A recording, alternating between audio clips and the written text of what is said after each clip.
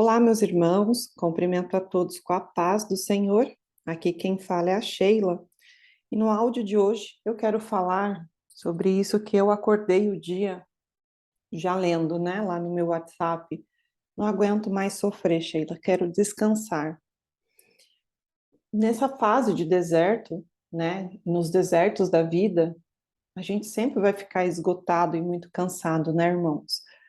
Eu já passei por essa angústia, por esse sofrimento, e eu entendo perfeitamente o que é isso. Porém, a única maneira de descansarmos é estando com o Senhor, cada vez mais próximo do Senhor. Eu lembro que eu dediquei muitos meses a orar, somente pedindo para o Senhor, eu quero descansar, Pai, eu quero descansar, eu quero descansar. Eu falava, pedia somente isso. Eu pedia assim, eu orava assim pela restauração das nossas vidas, pela reconstrução da nossa família, pela reconstrução do nosso lar, pela restituição daquilo que foi nos tirado. Porém, eu gastava mais tempo da minha oração clamando pelo tempo do descansar. Eu pedia muito isso, muito, foram meses. Eu lembro que eu ia 3, 4 vezes na semana à igreja, ia mesmo buscar esse tempo de descanso na minha vida. Porque eu só ficava bem quando eu ouvia a palavra do Senhor, eu só ficava bem quando eu adorava o Senhor. E eu lembro que o Senhor me tratou assim, ele foi tão especial, e eu estou trazendo essa palavra hoje para você, irmãos, para que vocês passem a perceber mais a presença de Deus na vida de vocês. Porque eu lembro que aquele momento, aqueles meses que eu passei indo de 3 a 4 vezes na semana à igreja, o Senhor foi tão especial comigo e eu sabia que Ele estava sendo comigo, porque eu saía de casa lendo uma palavra e chegava lá, muitas vezes, o bispo, o pastor pregava a palavra que eu tinha meditado com o Senhor, o que eu tinha ouvido, porém, algo que era muito especial, que eu me derramava mesmo na presença do Senhor, era um louvor que diz assim: Santo, Santo, não há outro, né? E falava assim: e eu. Quem sou eu para chamar de Pai, o grande Rei dos Reis? Na cruz se entregou por mim um pecador, sou alvo desse grande, poderoso amor. Não sou cantora, irmãos, nem tenho talento para isso, mas só de adorar aqui para vocês, os meus olhos, meu coração se enche de lágrima. Toda vez que eu pisava na igreja, esse louvor ele era entoado. E eu não fazia nada mais do que chorar, chorar, chorar. Para mim, adorar através desse louvor era algo assim difícil, porque o meu coração estava sangrando, mas ele estava sangrando naquele momento, não era pela distância do Senhor, era pela aproximação dele. Eu sentia tão forte a presença e o abraço, ele me abraçar através desse louvor.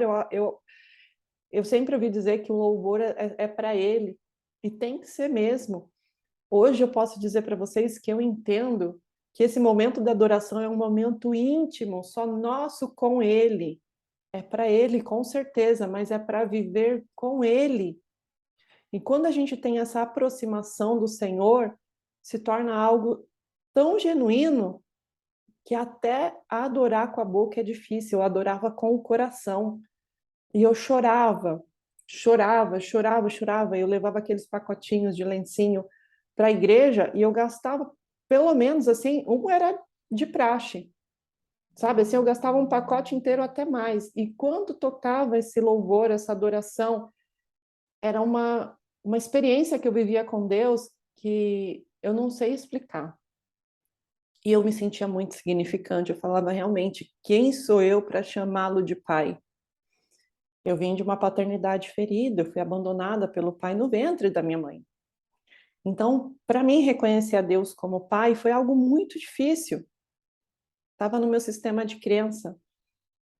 E hoje é o que eu mais trabalho com as pessoas, é tentando ajudá-la a entender que nós não somos nada, mas Ele nos amou. E ainda que possa uma mãe esquecer do filho que ainda mama, eu nunca esquecerei de vós. Isso é o que diz a palavra do Senhor. E irmãos, por que eu estou falando isso para vocês hoje? Porque esse momento da gente descansar tem que ser o tempo que a gente precisa perseguir.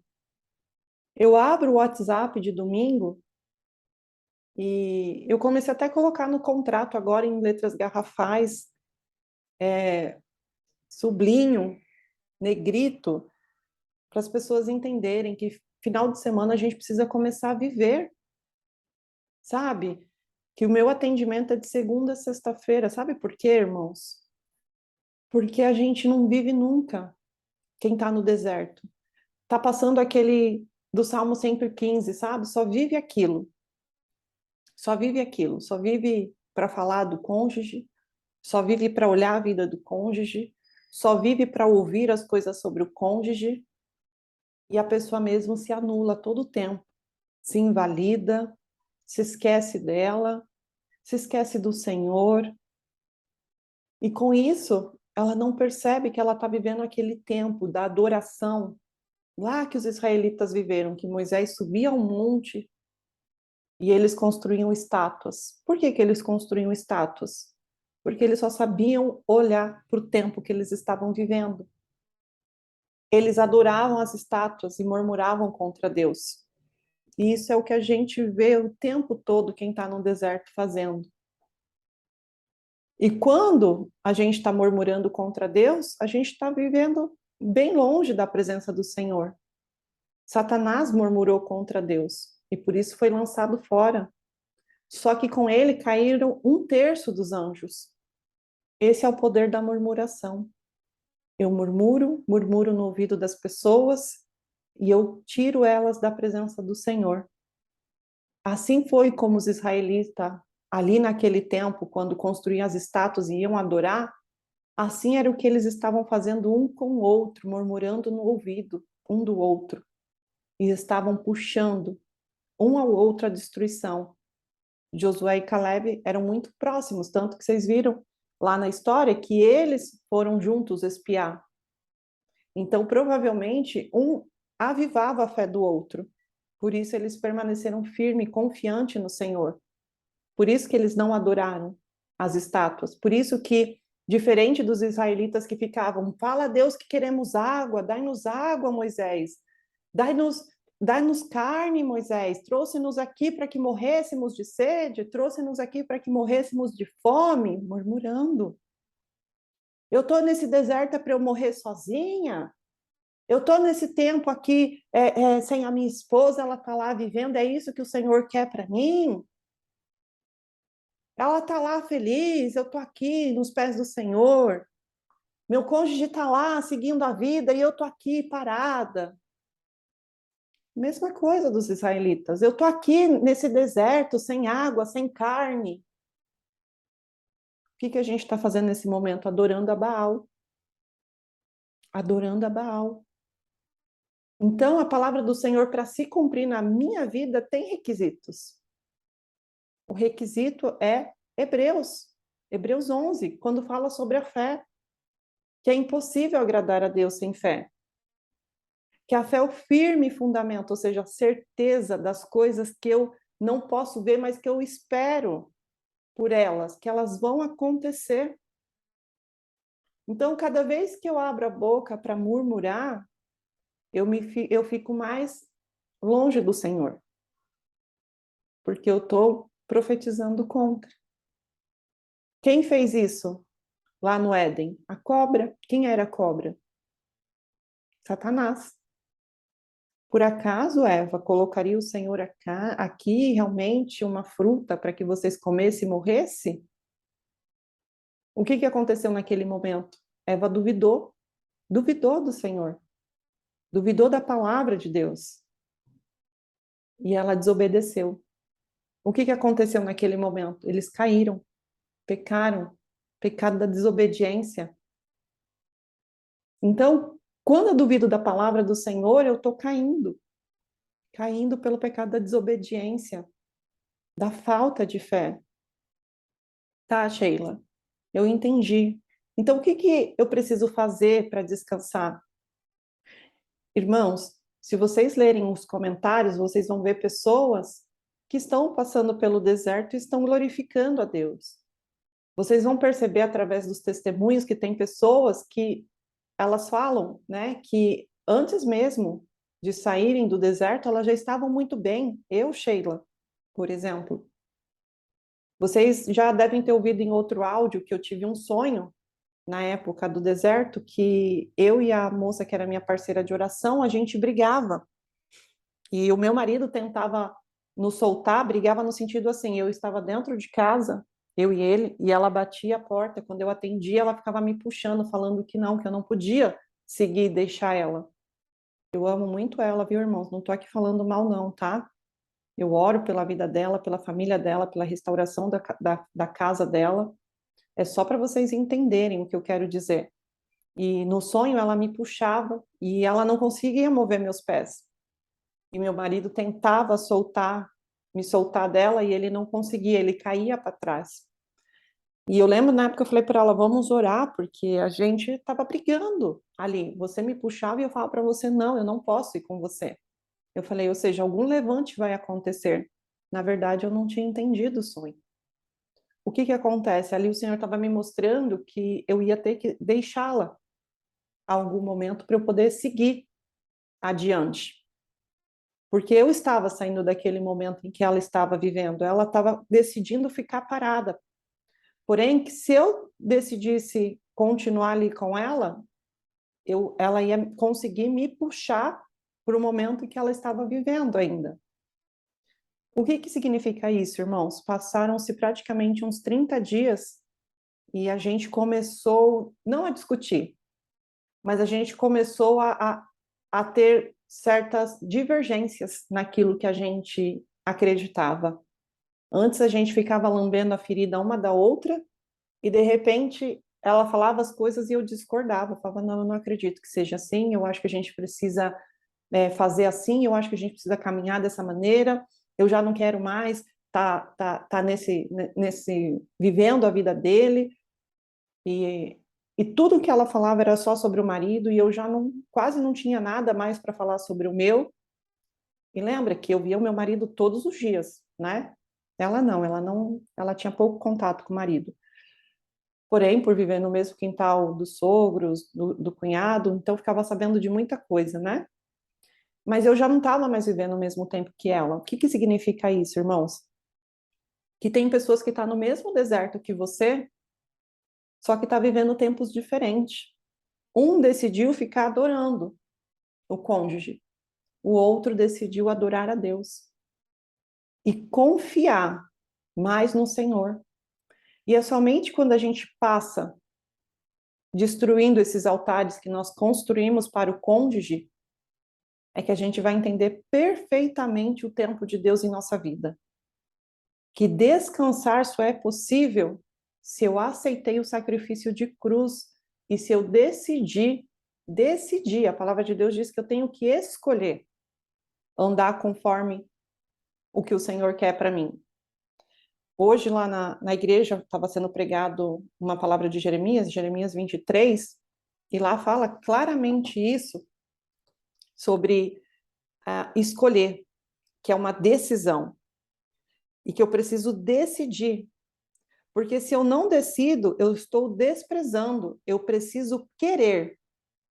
Lá no verso 19 diz assim, se queres e me ouvirdes, comereis o melhor dessa terra. Se queres, se quiserdes, perdão, e me ouvirdes, comereis o melhor desta terra. Ou seja, eu preciso querer.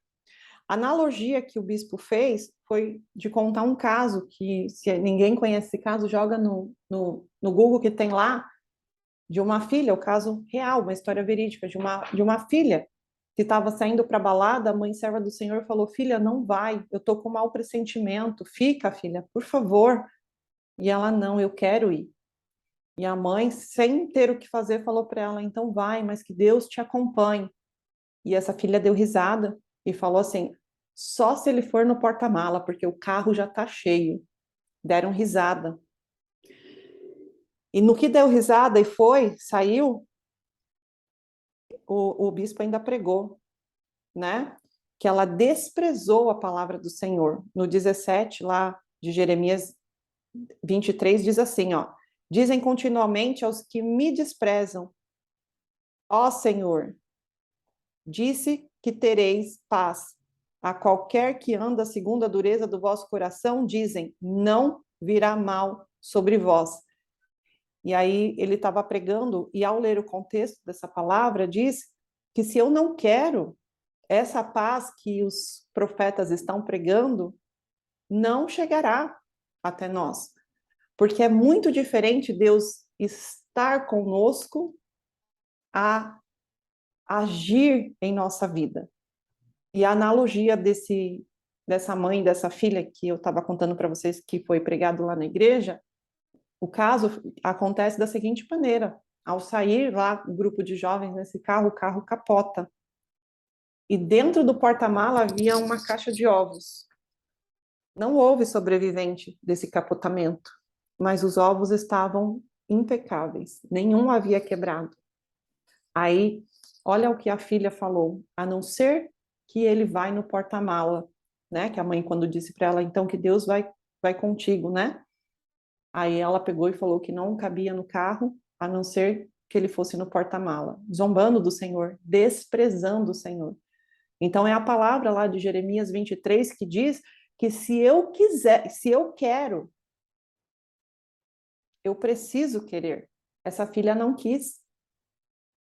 E Deus mostrou através desses ovos que aonde essa filha colocou ele é onde ele estava. Se ela tivesse colocado ele na vida dela, a vida dela provavelmente não teria ali se acabado.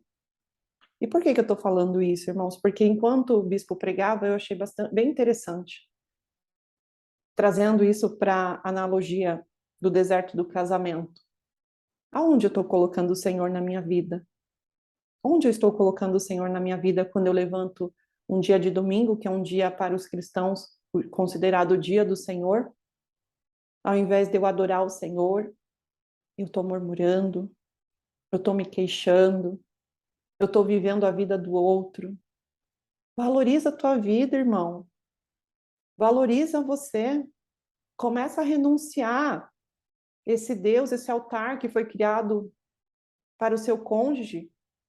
Eu ensino isso nas minhas mentorias, a destronar o cônjuge. Declara com a tua boca que quem vai ocupar o trono do teu coração é o Senhor Deus e nada mais nem ninguém, que você renuncie a qualquer outro Deus que você tenha tronado. Começa a fazer isso e passa a viver um novo tempo. Passa a viver um novo tempo na sua vida. Descansar é realmente, sabe, quando você passa a ter valor, porque Deus te deu valor. Quando você está vivendo olhando para o outro, só o que o outro está fazendo, e tudo te fere, tudo te machuca. Sheila, mas você não sofreu nunca depois que você descansou? Não como antes, irmãos. Não como antes. A gente sofre porque somos humanos, mas viver um sofrimento é escolha. Viver um sofrimento diário, constante, é escolha. Como é que a gente faz isso? Olhando o sacrifício de cruz. E eu vou trazer aqui para os irmãos, para vocês entenderem, o tempo de descansar é um tempo de paz. Por que que é muito comum no início do deserto, enquanto não muda de fase, não conseguir dormir? Porque falta paz. Porque quando a gente fica sabendo lá, quem tem contato com o cônjuge está sempre reclamando, dizendo que não está conseguindo dormir. Não estou conseguindo o quê? Descansar, não é que ele fala? Por que que ele não está conseguindo descansar? Porque não há paz. Então, qual é o contrário de eu não conseguir descansar? É eu ter paz. Não é quando a gente começa a mudar de fase, para os que mudaram de fase, começaram a descansar à noite? Porque começaram a ter paz.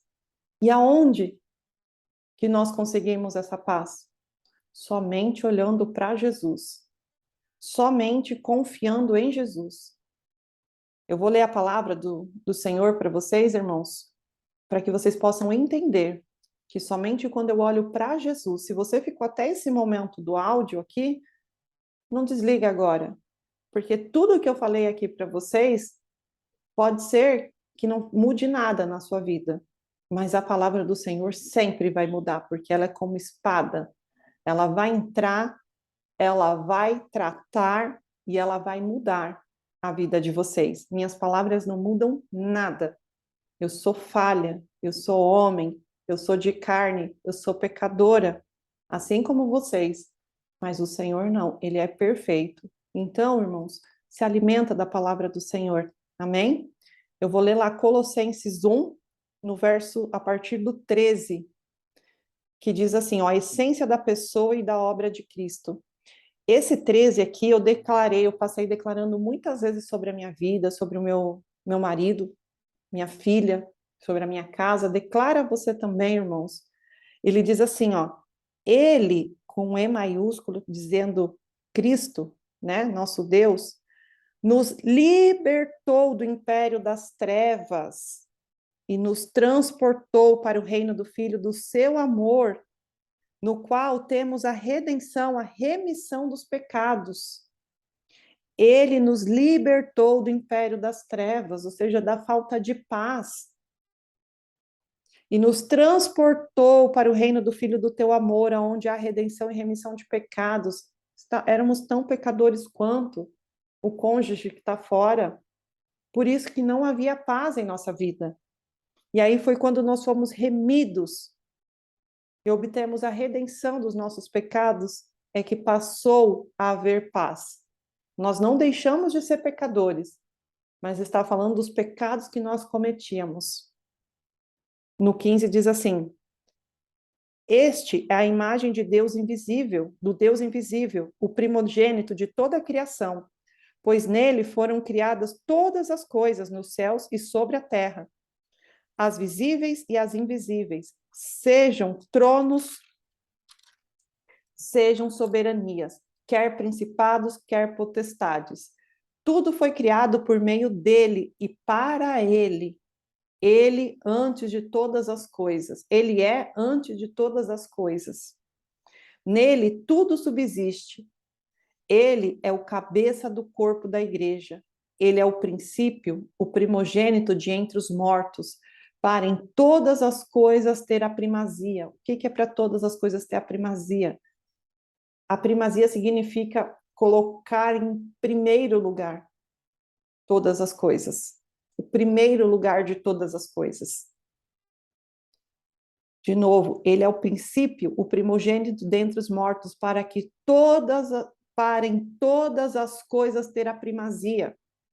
Para em todas as coisas ter a primazia. Para em nossa vida ter o primeiro lugar. Quando nós colocamos o Senhor, nosso Deus, Jesus, Espírito Santo, em primazia em nossa vida, a paz volta. Voltamos a ter paz. Mas para isso eu preciso tirar o cônjuge que eu coloco em primeiro lugar, que eu acordo domingo falando só dele, que eu acordo domingo ao invés de dar bom dia, Espírito Santo, bom dia, Paizinho, bom dia, Jesus. Eu já acordo stalkeando. Eu vivi, irmãos, eu sei do que eu estou falando. Então, quando eu colocar o Senhor como primazia em minha vida, eu vou viver o tempo de descanso, que é o tempo que todo mundo fala, pergunta, Sheila, você falou o tempo de descansar, explica sobre o tempo de descansar. Eu falo, eu não tenho como explicar, eu só sei ensinar o caminho. Aí no 19 diz assim, porque aprouve a Deus que, o que é aprouve? Aprouve é como agrada, né? Porque aprouve a Deus que nele residisse toda a plenitude. Ou seja, agradou o Senhor que em Cristo residisse, ou seja, morasse toda a plenitude. E que havendo feito paz pelo sangue da cruz, irmãos, eu vou repetir o 20, e que havendo feito paz pelo sangue da sua cruz. e que, havendo feito a paz pelo sangue da sua cruz, o que eu falei para vocês que é a falta de descanso? Quando eu não consigo descansar, é a falta de paz. E quando eu não tenho paz, eu estou olhando para quem? Para o cônjuge, para a OM, para o que eles estão vivendo, para o que eles estão fazendo, porque ele não está me querendo. Mas e quando eu tenho a primazia que é Cristo em minha vida? O que acontece? E que, havendo feito a paz pelo sangue da cruz, quando eu tenho a Cristo como a primazia da minha vida, eu entro no tempo de descansar.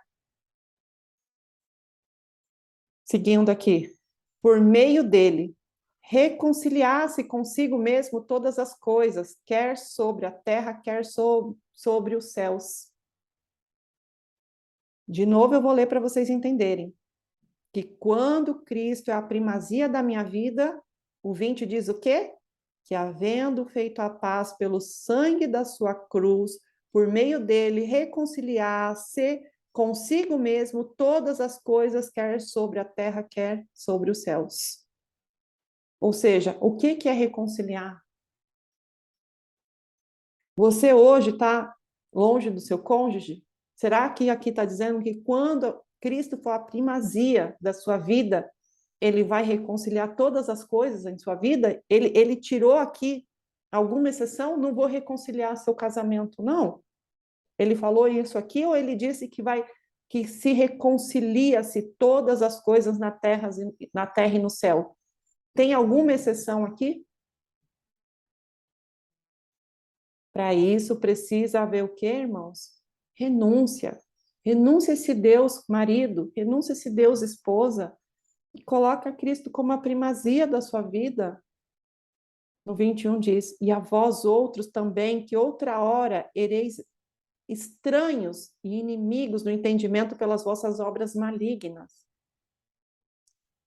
Entenderam, irmãos? Agora, porém, vos reconciliou no corpo da sua carne, mediante a sua morte, para apresentar-vos perante ele santos, inculpáveis e irrepreensíveis. Entenderam, irmãos? Que mediante a morte de cruz, seremos apresentados a ele santos, inculpáveis, irrepreensíveis. Assim tem que ser a nossa atitude diante do Senhor. Se é que permaneceis na fé, se, olha aqui, se é que permaneceis na fé, alicerçados e firmes, o que significa isso? Não, hoje eu murmuro, amanhã eu volto. Ah, amanhã, depois da manhã eu volto a murmurar e depois eu volto de novo a se apegar na fé. Não, irmãos, é persistência. Se permaneceis na fé, é hoje, amanhã, depois da manhã, todos os dias. Porque se eu cair, murmuro, amanhã, sabe o que acontece? Eu perco o descanso. Por quê? Perdi a paz. É Israel adorando novamente a Baal. E quando eu estou murmurando? Quando eu estou olhando para o Baal, para o cônjuge. Não estou aqui profetizando coisa ruim, não, irmãos. Eu estou ajudando vocês a entender. Não vos deixando afastar da esperança do evangelho que ouviste, que foi pregado a toda criatura debaixo do céu, a qual eu, aqui diz Paulo, eu vou dizer Sheila, me tornei ministra. Entende, irmãos? Entende que se eu permanecer firme na fé, ou seja, alicerçada, firme, não deixando afastar a esperança do evangelho que eu ouvi, que foi pregado a toda criatura debaixo da terra, debaixo do céu, perdão, eu vou conseguir permanecer no tempo de descanso. São pessoas que já levam caminhada no descanso e aí resolvem regredir, voltar para trás. Eu tenho pessoas que eu acompanhei no deserto que ali já estavam praticamente prontas para viver um novo tempo e começaram a regredir. E regrediram, regrediram, regrediram. Voltaram, elas mesmas falam, Sheila, parece que eu voltei lá na primeira fase. E por quê? Começaram a olhar o quê? A circunstância. Começaram a levantar o quê? Um altar novamente para o cônjuge. É permanecer firme na fé, irmãos. Essa luta, a gente só vai vencer o dia que a gente estiver alicerçado, como diz aqui a palavra, na fé. Não tem como. Todos que viveram, todos que venceram e viveram restauração de casamento, tiveram que destronar o cônjuge e tronar o Senhor. Ter uma vida reta, plena e perfeita na presença dele. É aquelas pessoas que a gente ouve dizer assim, olha, Deus, se o Senhor fizer, o Senhor é Deus. Se o Senhor não fizer, o Senhor é Deus também. É aquele tempo que você chega do deserto, que você fala assim, eu quero o meu casamento, mas eu não quero a qualquer circunstância. De você olhar o seu cônjuge na bagaceira, não se importando com você, com seus filhos, e você querer ele dessa maneira. Como pai, como mãe que me ouve aqui hoje, se a sua filha ou seu filho estivesse passando pelo que você está passando, como seu marido ou sua esposa está vivendo, e falasse e você tivesse o poder de pegar esse cônjuge e levar para os seus filhos, você levaria? Como pai, como mãe, você levaria essa pessoa sem arrependimento, essa pessoa sem querer mudar? Você levaria? Você olhando seus filhos sofrendo, você diria para os seus filhos: sofre mesmo? Vive isso mesmo? Você merece isso? Ou você diria: filho, filha, ouve o que o teu pai quer te aconselhar? Você não merece isso. Vem aqui, deixa eu te ajudar. Vive hoje com o papai e com a mamãe. Esquece essa pessoa. Irmãos, não estou falando aqui, desiste do seu marido, desiste da tua esposa. Não, eu estou dizendo assim, da maneira como ele está hoje, o Senhor precisa trabalhar na vida dele antes de te trazer para casa. O Senhor precisa levar ele ao arrependimento genuíno, como diz a palavra de Deus. Precisa levar ele a um arrependimento genuíno. O Senhor não vai trazer de qualquer maneira. Para os filhos e para as filhas amada, do qual ele entregou o seu filho primogênito, sem mácula, a uma morte de cruz. Ele te ama tanto, assim como você, eu, amamos nossos filhos, que ele também quer o melhor.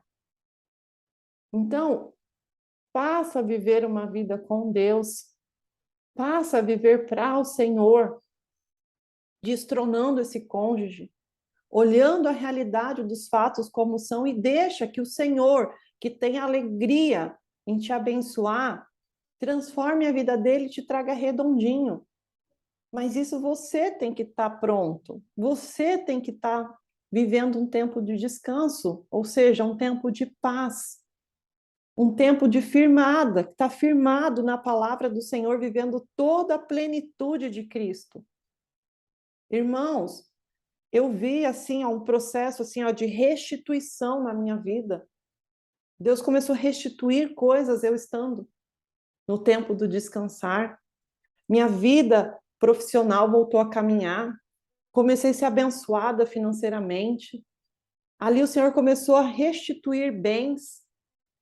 Mas enquanto eu estava olhando somente para um Deus que restaurava casamento, toda a minha vida o inimigo estava destruindo o resto as outras áreas da minha vida.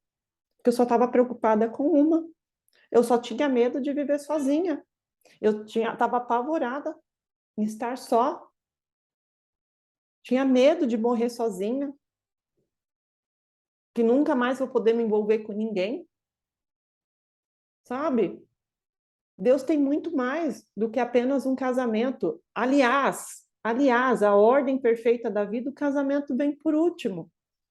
A gente nasce, a gente recebe as informações como filhos, estudamos, não é assim? Trabalhamos, não é assim? Namoramos, noivamos e por último o quê? Casamos. Depois vem os filhos, os frutos dessa união. A gente bagunçou toda a ordem da vida e hoje a gente acha que Deus também tem que começar na nossa vida restaurando o casamento. E Deus está dizendo, calma, filho, calma, filha, isso é um processo. O casamento foi praticamente a última bomba que estourou. Na minha vida foi a última bomba que estourou. E assim, o Senhor foi fazendo os processos de restituição. Começou restituindo a minha vida espiritual. Quando nós nascemos, nós somos muito parecidos com Ele. Por isso que Jesus diz que nós temos que ser como crianças na presença do Senhor. É exatamente voltar à nossa essência. É isso que Jesus quer dizer. Né? Então, assim, irmãos, calma, calma. O Senhor vai cumprir aquilo que Ele prometeu. Mas para isso existe um processo. E esse processo começa por você, a sua restauração pessoal, a restituição de todas as áreas da sua vida que foi destruída. Olha para o Senhor. O casamento não é a primazia da vida do homem. A primazia da vida do homem é a salvação. Chega até esse lugar de salvação, que o Senhor vai trazer toda a sua família para este lugar também. Seja José o primeiro a ser levantado na sua casa. Por isso que José diz a seus irmãos, não se preocupa, o Senhor me enviou à frente. Eu declarava essa palavra, Sheila, não se preocupe, o Senhor te enviou à frente. E assim é, irmãos. Começa a declarar sobre a sua vida, não se preocupe, o Senhor me enviou à frente. Não é? José não parecia tudo perdido? Olha a virada que Deus fez na vida dele. Um homem reconhecido por todos, respeitado por todos. Mas e antes, quando ele estava lá na prisão? Será que era dessa maneira também? Somente aquele pouquinho de pessoas que vivia ali ao redor dele, talvez, via, né? Mas depois todo o Egito teve que reconhecer que Deus era na vida dele. E assim é como tem que ser, a palavra de Deus diz. A palavra de Deus diz que todas as pessoas verão que há Deus em Israel. E eu falava, Senhor, a obra que o Senhor vai fazer na minha vida é para que todos vejam que há Deus na minha vida. O dia que vocês entrarem no tempo de descansar, vocês vão conseguir entender o que eu estou falando. Amém? Que Deus abençoe muito a sua vida, irmãos, a sua casa, a sua família, os seus filhos, em nome de Jesus.